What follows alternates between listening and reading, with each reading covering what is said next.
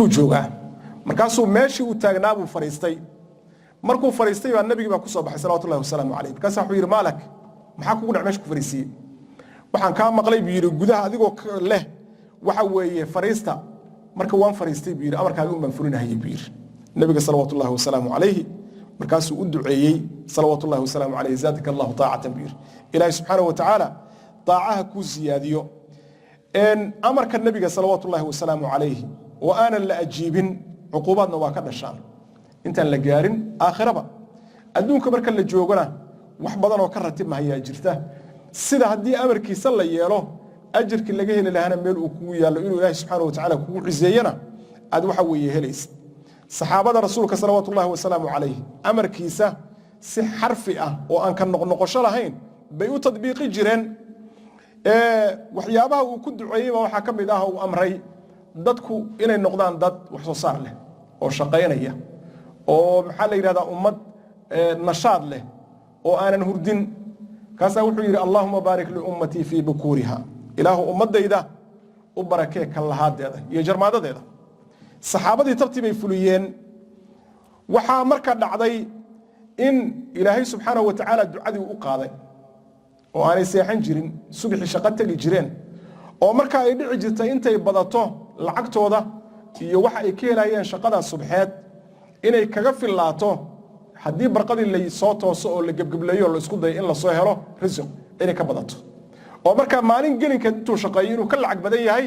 kii barqada soo shaqo galay oo maalinteeda ka dhiman oo dhan shaqaynayay taasay ahaayeen marka dad u degdegana way ahaayeen amarka nabiga fulintiisa salawaatullaahi wasalaamu calayh su-aasha markiis weydiintana waxay tahay saxaabada noocaasa iyo annaga isku rasuul baa naloo soo diray salawaatullaahi wasalaamu calayh isku amar baa nala siiyey bal iska daa'e amarkii rusushii iyo ambiyada la siiyey ayaa annagana nala siiyey in allaha amara almu'miniina bima amara bihi almursaliin waxaan ogsoonnahay oo taariikhda aan ku haynaa dadka muslimiinta ah ee islaamnimada qaatay xilligii hore islaamka inay ahaayeen qayb ka mid a dadkii gaalada ahaa islaamnimada ka hor dadka marka la fiiriyo taariikhda iyo ummadaha meesha ay kaga jiraan saynta meesha ay kaga taalla neefka geela oo kale bay ummadaha kaga yaaleen waqti yar gudihiis oo cumriga ummadaha marka lagu fiiriyo aanan waxba ahayna waxay noqdeen ummadaha meelaha ugu sarreysa ee qimada abay tageen talo maxaa isbedelay waxa isbedelay wax kale ma aha kitaab baa soo degay sunno nabi baa timi salawaatullaahi wasalaamu calayh kitaabkii iyo sunnadii bay qaateen nabigii bay ku daydeen kitaabkiina si xarfi ah oo sidii loo soo dejiyey oo u fahmeen bay u tadbiiqiyeen ma falsafadaynin qiilal ma raadsanin caqli yari ma haynin oo nimanka dadka ugu faseexsan oo ugu hal abuurka badan bay ahaayeen nin aan gebyin malaha waa yaraa xagga caqliga iyo cilmiga hadda marka la akhriyo aqwaashooda hal qowlo iyaga ay leeyihiin baa dhinac ku ridaya iska daa aqwaashoodii oo la soo jamciyey nin walba oo socdo oo iyaga ka mid ah xikmo soconaysu aha taariikhdoodii ka horreysay islaamka lafteeda marka la fiiriso dad ma ahaysanahayn ebera ma aanay ahayn dad wax la joogo oo garasho leh ayay ahaayeen oo bulaqa ah ayay ahaayeen ayib marka su-aashu waxay tahay marka dadkaas meesha liidata joogay waxa sarraysiiyey muxuu yahay innagii oo iyaga marka intaa hadda ay ahaayeen ka badan oo ilaahay kuma sama diiday imkaaniyaadka aan haysanay ay ka fara badan yihiin oo wallaahu almustacaan khibradda iyo aqoonta iyo wixii iyagu ay xabad xabadda u kala haysteen oo la soo wada jamciyey gacanta ku wada hayna meesha aynu naallana waynu aragnaa maxaa naga dhigay sidaa iyada ah halka faraqa noo dhexeeya waxa uu yahay wixii la yidhi yeela unbay yeeleen annaguna wixiina la yidhi yeela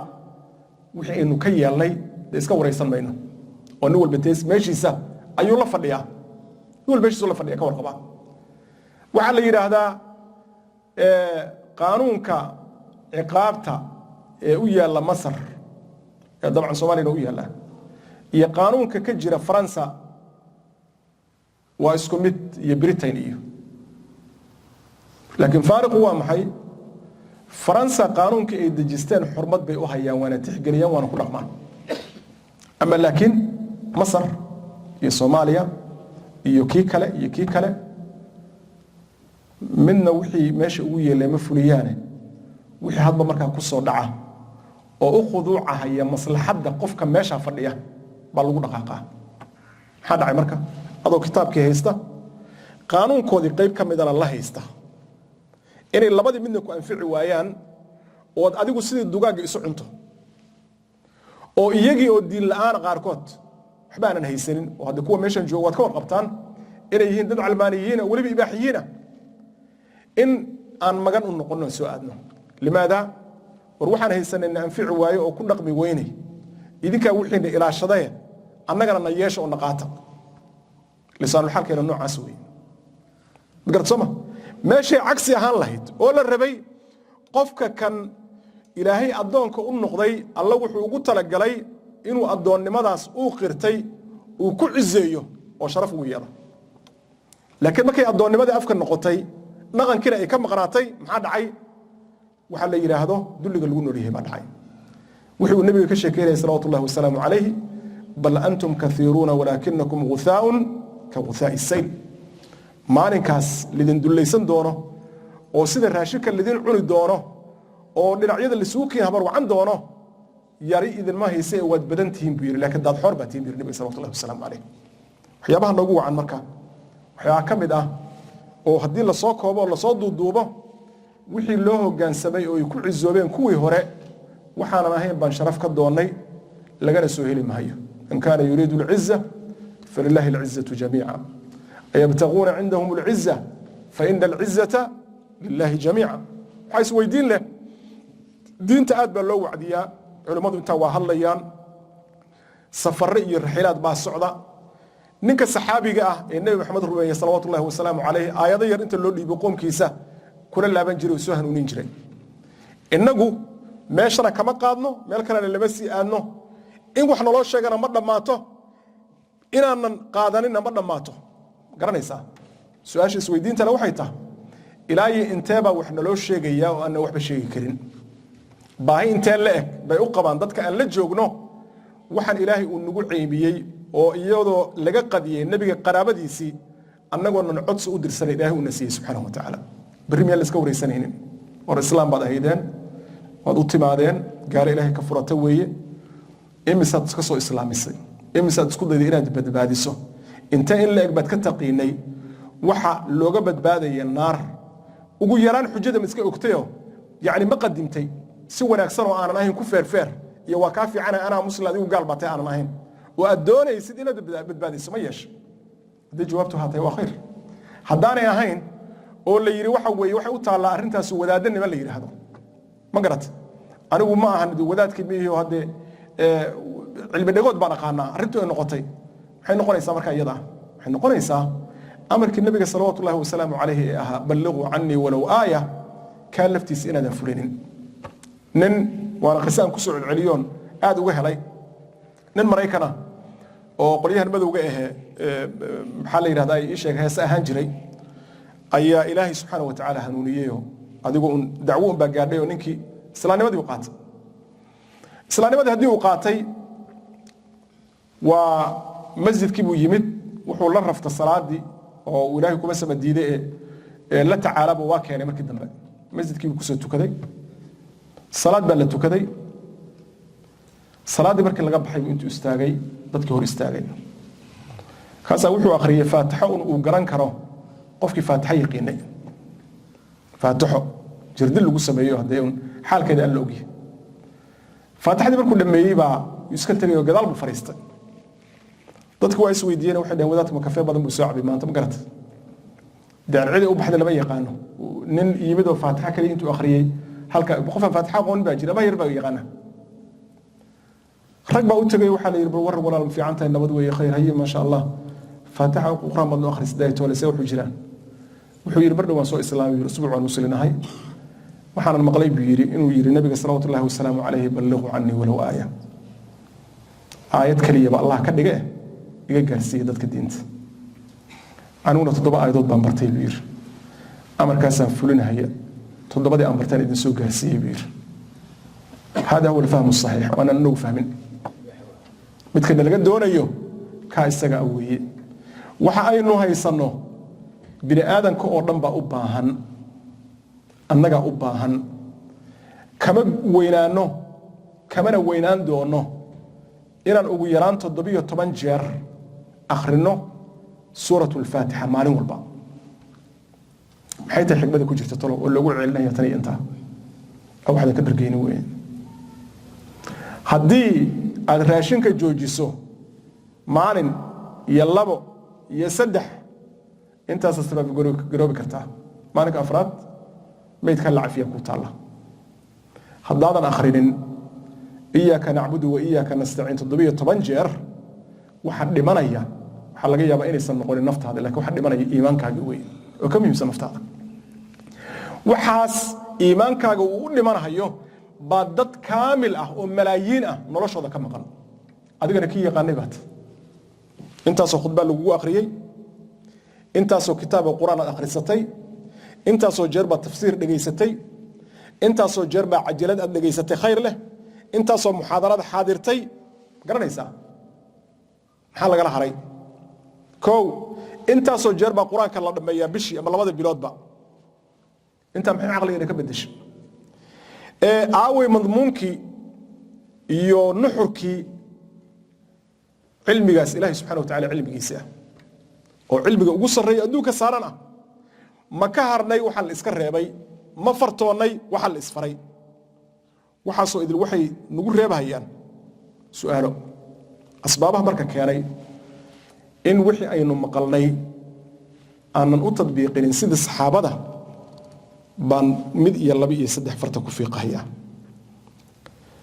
kow waxaa ka mid ah dhanka jiddiyada iyo waxa dhabnimo in loo qaato kama joogno heerkii ay ka joogeen saxaabatu rasuulillaahi salawaatullaahi wasalaamu calayh oo ahaa amarka marka la bixiyo adeer furin buu u baahan yahay alamru yaqtadi alwujuub alama alamru lilwujuub waa rajaynaya sheekh cabdiraxmaan abdiyad inuu marar badan akhriyey casharo noocaas oo ku saabsan usuululfiqiga garanaysaa amarba haddii aad maqasho oo uu ka yimaado shaarica waajibnimuu keenayaa waajibku waa maxay yeel haddaadan yeelin yaa weylak marka jiddiyadii noocaas ahayd ma iska haysaa maya xisaabta maad u baahanta inaad dib isugu laabato waa kow wuxuu leeyahay xadiid laga wariyey nebiga salawaatullahi wasalaamu calayhi waxaanu yimid buu yidhi ninka la yidhaahdo abaa barza nebiga salawaatullahi wasalaamu calayh wuxuu yidhi nebi allow ma aqaana buu yidhi inaan sii wada joogayno iyo inaan gadaashaha sii noolaan doono iyo inaan isla sii noolaan doono ma aqaano laakiin haddayba dhacdaba inaad iga hormarto waxaad igu sahaydaa buu yidhi fazawidnii shay-an yanfacanii allaahu bih wax uu ilaahay igu anfaco samee ii sheeg oo igu sahay nebigu wuxuu yidhi salawatullahi wasalaamu calayh ifcal kada ifcal kada ifcal kada sidaas samee sidaas samee sidaas samee waxyaabaha loo sheegaya ma waaweyna laakiin waxyaaba calwa aan karnaa asalaatu calaa waqtiha baa ka mid ah salaada waqtigeeda ku tuko soo saas maaha waxaa ka mid ah dhibka iyo waxyaabaha aan fiicfiicnayn oo jidka aad ku aragto ha kaga tegin ka leexi in adigu mid kale kusii daadis iska daay ayaa ka mid ah waxaasaa qofka najaaxiisa iyo guushiisa ay ku jiraan adduun iyo aakhira labadaba waxaa naloo sheegaya marka annaga nala fudfudud baa saxaabada madaxa ay saaran jireen ay ku qaadanhayeen annagu marka birul waalideynka ka mid ah aljihaadu fii sabiili illaahi baa ka mid ah garanaysaa waxaa marka inaad adigu marka intaad samaysato khaanado qaarna aad ka dhigato war la qabaa xiise ma leh qaarna aad ka dhigato yacni ilaahay kuma samadiide ee dantaadaad ka dhex aragtay oo maalan wixii ku saabsan dumarkii iyo guursigooda horey baa looga degdegayo nin walba waa xafisaya fankixuu maa taaba lakum min annisaai matna wa thulaatha wa rubaaca kuwa yidhaahdo war diinta laisku xukumi maayo afar dumar in la guursado waa rabaan warsee waxu jiraan diinta qooqan maxay tahayna khayr lahayn siiye waxaan intaa hayn diinta lagama qaata miya yaa aaw xukunkeedii marka haddaad taa ka ogoshahay intii kaleo intan la midka ahaydna meeda maya kow alla wuxuu qur-aanka noogu sheegay subxaanahu wa tacala waxaa nalagu waaniyey oo dhan dhammaan inuu wanaaggeena ku jiro ayna tahay wax u baahan yeelis ee aanay ahayn diintu macluumaad aanay ahayn iyo aqaafa caama inaad maqashay iyo waxyaabaha dhaqaatiirta iyo culumtan kale ee maxaa la yidhahdaa ii sheeg maarata insaaniga ah baa gala inta la maqlo inaadan ku qasbanin inaad dabaqdo hadda dhaqaatiirta wax fara badan bay sheegaan mushkilada haddaadan qabin kuma qasbin adigu inaad samayso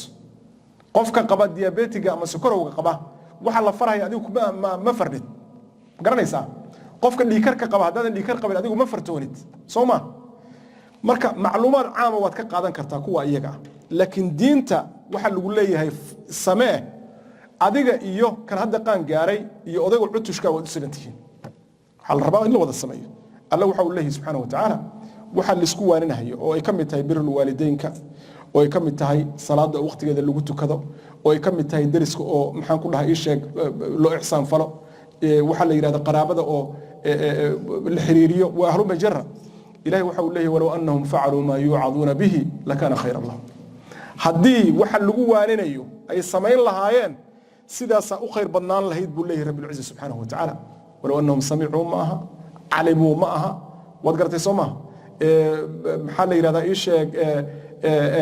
يعني wax ku saabsan thaqaafi iyo macluumaad kaliya ma aha waa in la sameeyo qodobka labaad muxuu yahay dacfi naga haysta dhinaca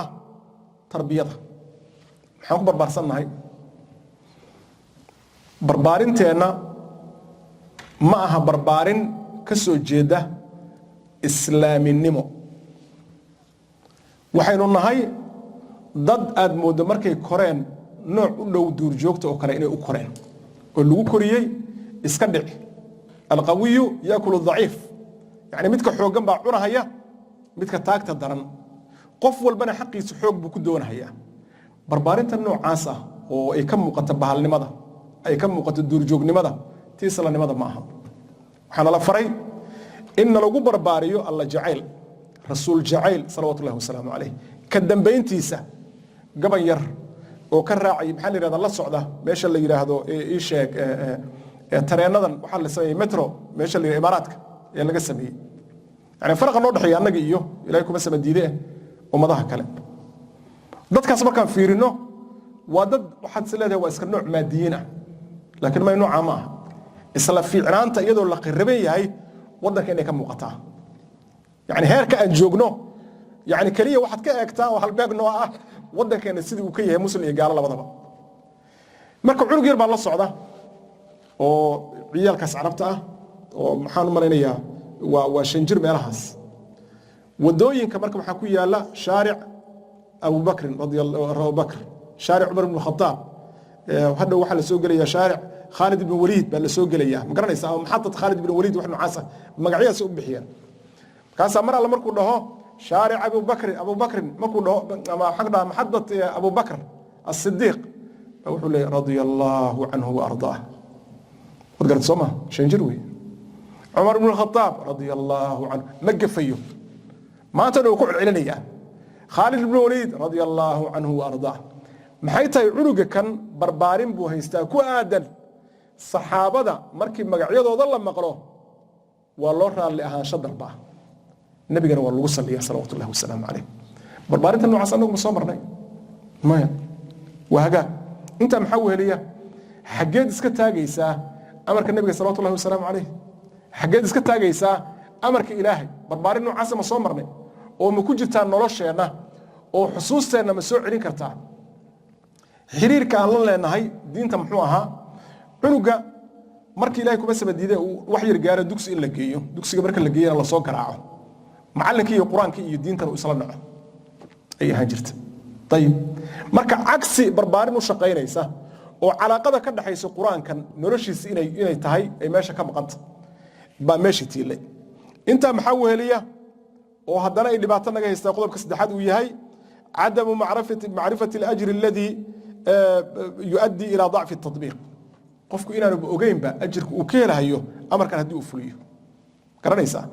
marka tadbiiqiisi baa muxuu noqonayaa dhaif maxaa ilaahay subxaanahu wa ta'aala ajirku noogu sheegay ajirku waxa noogu sheegay hadii caawa inteena la yiraahdo shaqooyinka kamid ah jirto oo meeqad ugu shaqeeyay hadda saacadii abar bay ugu dambeysay meeshan ya qar loo boqol ma dhexdhexaadka boqol iyo lixdan soo وايه بارك الله فيكم بقول لحدا هذا صوب واحد الشقه اللي يراهدو مديبه waxa laga helayaa 360 ka warrama soo saas ma ilaahay wuxuu ajarka u sheegay wax kale ma aha dadka qofka bini aadanka ah manfaacada raadinteeda oo u degdegsiyo badan yahay soo saas ma kaasa waliba waxa la yiri ajarka waxa ugu yar waa 10 jeer man jaa bil hasanati falahu 10 amthalaha ajarkaas marka laga helayo wixii oo aan si fiican nafteena u gelin oo u baahan yahay qofku inuu juhdi gaar ah ku bixiyo bal ujuurta naloo sheegay waxaan yaani nooga soo noqonayo waa wax ka weyn waxa adduunyada yaalla bal hoos aan u dhugano subhanallahi wa bihamdihi subhanallahi kalimatan khafifatan على اللسان ثقيلتان في الميزان حبيبتان إلى الرحمن سبحان الله وبحمده سبحان الله العظيم سبحان الله وبحمده تملأ الميزان تملأان ما في السماوات والأرض صمة وحا دنسي ودي ومغيه تانا محي كينيسا يعني وحا اللي يراهدو ضعف التطبيق بكينيسا قضب كحيقة وحا وياها أفراد وكينها هي تطبيقة إن ضعفgiisa keenaya in qofku uusan u gudbin mustahabaadki oo waardiyaha ka aha waajibaadka oo ku kaaftamo waajibaadka salaadii faralkeed buu gudanaya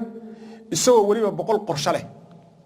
oo ka fikiraya salaada marka laga baxaba ayadoo moodo in dabada looga jiro carar meel ku cararayna ma taqaanid war maxaa ku soo eriyay wax daran baa u sheekeynaya karanaysa maya baynama la dhihi karo haddii aynu maadiyaad ku fasirno salaada faradka ah iyo sunnada inay la mid tahay cunnada iyo dessertskeeda ala sabiil mithaal dadka warqabtaan marka lagu casuumo meesha kulan baa ka dhacaya qaali ah oo qiimo badan waliba kulanka ugu sareeya adiga rabbul izza subhanahu wa ta'ala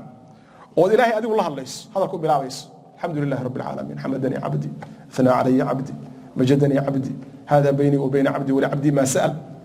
meesha xiwaar baa dhacaya sooma xiwaarka qofku inuu maqan yahay waa suuragal ah koow micnaha ay leedahay kulanka noocaas qiimihiisa bal laga yaabo qofku uu soo dhacsanayn marka inta lagu casuumo kulan uu dhaco la yiraahdo hal la wada cunteeyo meesha la yimaado qofka waxa weeye hadii loo keenay qadada ra'iisiga ah oo wixii la cunayay ama hilib iyo bariis ahaa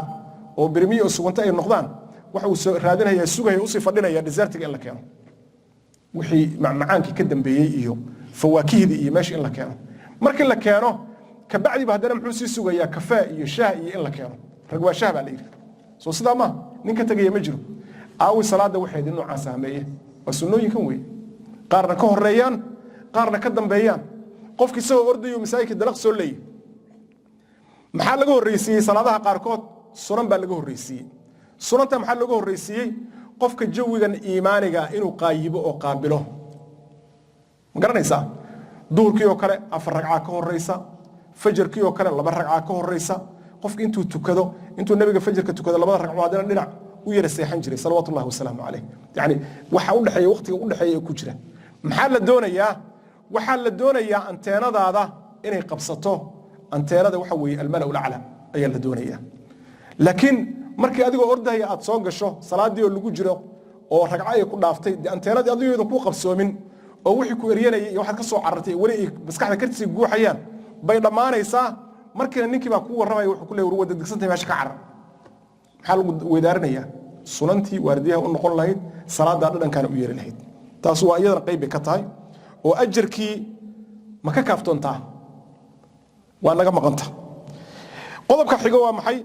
oo asbaabta tadbiiqu inaanu ilaahay kuma samadinsiin la rabay noqonin qofka cidda ku hareereysan uu la joogo oo cid ilaahay xasuusinaysa ma cid ilaahay kuma samadiiday maxaan ku dhahay isha alla ka fogeynaysa ma cid lahwi iyo laqwi ku jirta garanaysa culimadii ka soo warantay ibn qayyim iyo ibn kathir iyo sheekh al-islam ibn taymiyyah rahmatullahi alayhi markaan aragno wax alla wixii humuum aan qabnay iyo mashaakilaadkii oo dhan waan hilmaami jirnay waxaan ku xirmi jirnay rabbul izz subhanahu wa ta'ala billahi yani dadka aad la joogtid haday yihiin dad alla ku dhaweynaya waxay u badan tahay waa sidii maxaa la yiraahdaa ii sheeg saaxibul miskiga iyo naafiqul kirki weeye ama xaamilul miskiga iyo waxa la yiraahdo naafiqul kirkiya inaad wuxuu ka faa'iideystaa laga yaabaa ilaahay subxaanahu wa tacaala markuu ka sheekeynayay gabadhi balqiis ahayd wuxuu yidhi wasaddaha maa kaanat tacbudu min duuni illaah inaha kaanat min qowmin kaafiriin waxay ku dhex jirtay qolo gaala bay ku jirtay ilahay marka wuxuu ka hor istaagay nebi sulaymaan wixii ilaahay sokadiisa ay caabudi jirtay oo ay kaga mid ahayd qoladii gaalada ahayd gaalnimadii ay ku jirtay qayb waxaa ka ahaa ciddii ku dhex jirtay wasadkeedii buu ahaa marka wasadkaagu qayb muhiimay ka yihiin waxaa iyana ka mid ah wallahu almustacaan waxyaabaha keenaya tadbiiqaagu ama tadbiiqu inuu daciif noqdo cadamu lwaaqiciyati fi tadbiiq qofki inaanu waaqici ka ahayn tadbiiqi oo waa maxay xamaas baa soo gelaya iimaankiisi baa kobcaya diintii marka hujuum buu ku soo qaadaya marka salaadii buu tukanayaa quraan badan buu akhrinayaa waa soomayaa yani shaydaan baana dee ku turanturaynaya oo raba inuu daalo oo uu kax noqdo ma garanaysaa maxaa dhacaya marka iyada waxaa dhacaya qofkii waqti yar gudaheed intuu daalo inuusan dib dambe u hawaysanin inuu cibaadadii noocaas la yimaado maxaa la rabaa dhexdhexaysi baa la doonayaa 3 maalmood oo ayaamul biidka iska soon isniin iyo khamiis dad ku dari karto ku dar waa sidii la rabay sunanta rawaatibta allaazim ma garanaysaa adkaaru sabax wal masaa tartiib isaga akhriso xisbigaaga quraanka xisbi ka hadli maayo hal xisb yani waxaan ka wadaa wardigaaga quraanka akhriso bilyaanu kula dhaafin quraanka inuu ka dhamaado haddaad ka yareen karto ka yeera 10 maalmood mar dhamee haddaad ka sii yareen karto usbuuc mar ka dhig labadii usbuuc mar ka dhig waa ma jar kow laakiin inta lagu soo qaado hujuum qofkii uu daalo oo carabka uu banaanka keeno uusan dib damar ugu soo noqon maaha sidaa waxa la doonayo ahabbu al-a'maali ila Allah adwamuhu wa in qallabu nabi sallallahu alayhi wasallam amarka Allah ugu jecel yahay waa kan joogtada ah haba yaraadee waxa iyadana kamid ah mustawaha rumaynteena jannada iyo naarta oo daciif ah garanaysaa oo mustawaha iimaankeena xisaabta ah oo isagana naqsi uu ku jiro ayadana waa mushkilo kale weeye Abu Bakar maxaa ku xambaaray inuu maalkiisa wada bixiyo waa su'aal seebo Umar u bixiyay maalkiisa nus kamid ah waa su'aal labaad adigu hadii sadaqada maanta la isugu yeero yaqiin inta la eg baad qabtaa waxa aad bixiso wama anfaqtum min shay'in fa huwa yukhlifuhu wixii aad bixisaan alla ayaa khalaf ka bixinaya inuu ilaahay ku siinayo yaqiin inta la eg baad qabtaa oo ku bixin kartaa xogaaga aad jeclayd lan tanaalu birra hatta tunfiqu mimma tuhibbun marka wala jeceliya marka waxaad jeceshay inaad bixisaan ma ogay biriga iyo sanfalka meesha ugu sareyso gaari maysan baa rabbul uzza ulay waxa ayana kamid ah oo asbaabaha inaynan tadbiiqin wixii keenaya ضعف الارتباط بالكتاب والسنة كحراشان لغو حريه كتابك يا السنة أو ضعيفة وحيانا كم بدا طول الأمل يعني قفكو إنه اسكسة تبيريسو يراهدو وقت ما كل مرة أيام بتجوغي ساعة ولو أيس هيسطايو النبي صلى الله وسلم عليه وكدك جري يغتنم فراغك قبل شغلك بادروا بالأعمال أيوليه جري النبي صلى الله وسلم عليه فتنا كقطع الليل المظلم إن الذين لا يرجون لقاءنا ورضوا بالحياة الدنيا واطمأنوا بها والذين هم عن آياتنا غافلون أولئك مأواهم النار بما كانوا يكسبون كوان رجينين لكلا كان والله المستعان كنا رالين نقضين نرش الدنيا وكنا حصلي إن آيات كأننا موك كواسو مأوي قود إيو هياتي كود النار بنقون هيا وحي كسبنا إيان أيونا كن نقون هيا وحايدا انت وهليا شيطانku inuu ku dadaalayo in qofka uu ka leexiyo acmaasha khayrka leh nin sheekha baa ka sheekeeyay wuxuu yiri taa cagsigeeda shaydaanka lagu kalifi karaa inuusan ku leexinin oo dami markaad gasho xeer baa jira la yiraahdo xeerka labada ragco nin baa wuxuu yiri waxaan isaga maara waayay fiirinta dumarka dumar markaan maqlo waa inaan fiiriyaa markay dhaaftana waa inaan sii fiiriyaa aafa iga raacday si aan yeelan garan waay sheekh baan u biir sheekhu maxaa sameeyay dumarkii baan qaatib ilaahay ka joogaayo indhaygu waa ka adkaan lahay lacag waa bixiyay si walba waa yeelay waan soomay nafac ma leh sheekhu wuxuu yiri waxaad yeeshaa shaydaanku sidoo uu macaasida u jecel yahay si ka daran buu wuxuu u necb yahay taacada waxaad isku laazimisaa markastood qof dumara fiiriso inaad soo weysaysato laba ragco sunna inaad tukato garanaysaa حوير سيدي بان يالي مالك ugu horeysay way 17 jeer buu fiiriyo dumar meelaha marahay marabku saa u fiiriyo ka dhameystaba khalaas sunnadii buu aadaa waa tukadaa waa rafaaday buu yiri marka isbuuc xigay buu yiri 10 jeer ba maalinka aan tukanahay buu yiri isbuuci ku sii xigay waa sii yareeyay maalinka 5 jeer adigu isbuuci saddexaad markaan marahayo wuxuu bilaabay markii dumarku Mareykan buu joogaa ninko markay bilaabaan buu yiri aan maqlab yiri qodab shaydaanka iimaanay dumar baa soo socota ha fiirinin haddad weysaysanaysa haddad tukanaysa shaydaankii baa qayb wuxuu iga noqday buu yiri inaan ba ka waantooma buu yiri waxa la yiraahdo inaan dumarka fiiriyo buu yiri muxuu diidan yahay laba ragcad tukanayo suuriga qanama marka sababay marka suuragal ku noqonaysa marka waxay suuragal ku noqonaysaa shaydaanka inaad yaqiinsato siduu ilaahay u sheegay inna shaytaana lakum aduwwun fattakhiduhu aduwwa xeeladu isticmaalaya waxbu isugu ka keenaya kitaabka talbiis iblis waxa kamid aha hadii uu ka daalo inuu macaasi kugu rido ama bidco kugu rido acmaal laga fadli badayay buu kaaga mashquulinaya tii fadliga badneed ka hari mahay adigu marka waa inaad laftaada la timaada xeelad aysan suurtagal u ahayn in wax ku yeelo adiga isku soo wada duub cilaajku waxa uu yahay qodob iyo laba iyo saddex baan ku soo koobaynaa insha Allah ta'ala inuu qofku dareemo diinta tan waxa ka soo gaaray muhiimadda iyo qiimaha ay leeyihiin waxa waa ilaahay hadalkiisi waa waxyiga ilaahay waxaana loogu talagalay adiga wanaajintaada wax kale meesha ma yaalan taa horta waa midaas weeye oo waxay ku noqonaysaa kayd aad iyo aad u culus qodobka labaad maxaa uu yahay inuu qofku ka fikiro dadka uu doonayo inuu jannada la galo oo salafkii ah sabay ula macaamileen nusuusta hortiisa taala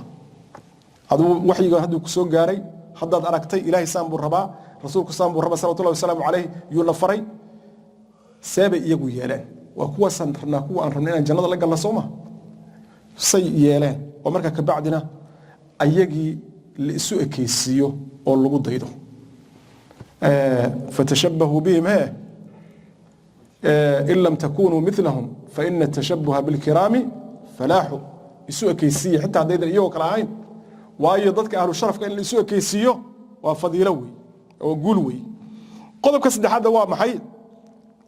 إنه قفكم نفتي سكت ربيه يو قفكم على بربارين كرا هذا هو وين الدقه إلهكم بس بديده إمارتي دع جوجا بواحد بلابي كرتا ما أنت إن ديالته بربارين كأدن waxa la yiraahdo wafqa alkitaab wa sunnah oo maxay tahay alla ma yiri rasuulka ma yiri sallallahu alayhi wasallam alayhi qaada shaway waa geedka go'an laga laabanayo maxayna ku iimaanaysaa cilmiga sharciga in la barto xameesha ka baxaysa marka astaamihi keenay in iimaankaagu su'aal galo oo ay soo baxdo